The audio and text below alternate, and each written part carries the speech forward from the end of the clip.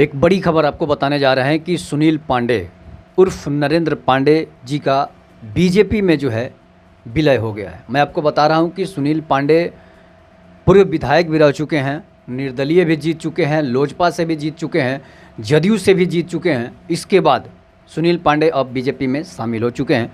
आज पटना में अध्यक्ष दिलीप जायसवाल की मौजूदगी में जो है सुनील पांडे जी को बीजेपी का सदस्यता ग्रहण कराया गया। मैं आपको बता रहा हूँ सुनील पांडे जो कि एक बाहुबली नेता के रूप में जाने जाते हैं, एक दबंग छवि के नेता के रूप में जाने जाते हैं और नीतीश कुमार के खास करीबी भी माने जाते हैं।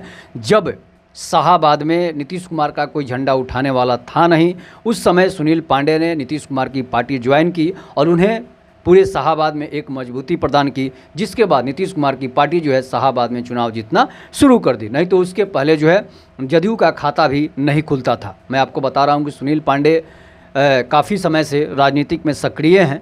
इसके बाद उनके भाई हुलास पांडे भी राजनीतिक में सक्रिय हैं, वो भी जदयू का मेंबर थे, लेकिन इस समय लोजपा में शामिल हो गए हैं। इसके बाद मैं आपको बता रहा हूं कि सुनील पांडे को आज बीजेपी में शामिल कराया गया है और इसके पीछे सबसे बड़ा कारण है कि सुनील पांडे को तरारी विधानसभा से उपचुनाव लड़ाना है। इसलिए कि सुनील पांडे अगर बीजेपी में नहीं जाते तो शायद एनडीए गठबंधन को जीतना नामुमकिन था और दूसरी पार्टी जो है वहाँ पर हमेशा सीट हथिया लेती थी। अब इसी का ताज़ा उदाहरण था कि सुनील पांडे 2 बार चुनाव वहां से लड़े। इसके बाद सुनील पांडे दोनों बार चुनाव हार जाते हैं और हारने के पीछे होता क्या है कि बीजेपी अपनी अलग सीट लड़ा दी। उसके बाद 12,000 वोट कौशल विद्यार्थी काट लेते हैं। उसके बाद इंदु भूषण 4500 के करीब वोट काट लेते हैं।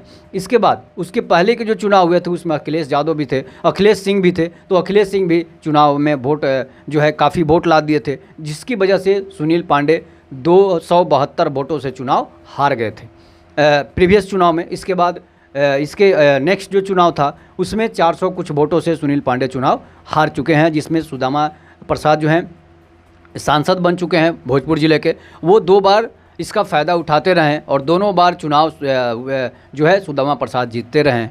और भूमिहारों के आपस में लड़ने का परिणाम होता है कि एक सीट पर 4-4 भूमिहार लड़ जाते हैं। उसके बाद जो है भूमिहारों के हाथों से सत्ता जो है विधायकी छीन जाती है और भाकपा माले के सुदामा प्रसाद जीत जाते हैं। लेकिन अब बीजेपी ने एक बड़ी राजनीतिक साधने की कोशिश की है और इस बार जो है सुनील पांडे को बीजेपी ने टिकट दे दी है। अब बीजेपी जो है सिर्फ एक ही भूमिहार जो है एनडीए गठबंधन से लड़ेंगे, बाकी लड़ेंगे भी तो उनका कोई अस्तित्व नहीं रहेगा। तो इस बार जो है चुनाव काफ़ी मज़ेदार हो जाएगी, उपचुनाव भी, और सुनील पांडे निश्चित चुनाव ये जीत सकते हैं। इसलिए कि जब 3-4 भूमिहार लड़ जाते थे तो ये सीट जो है भाकपा माले खाते में चली जाती थी। लेकिन इस बार दमदार उम्मीदवार और दमदार पार्टी है, जदयू गठबंधन में है, इसके बाद लोजपा गठबंधन में है, तो ये चुनाव जो है सुनील पांडे आसानी से जीत सकते हैं।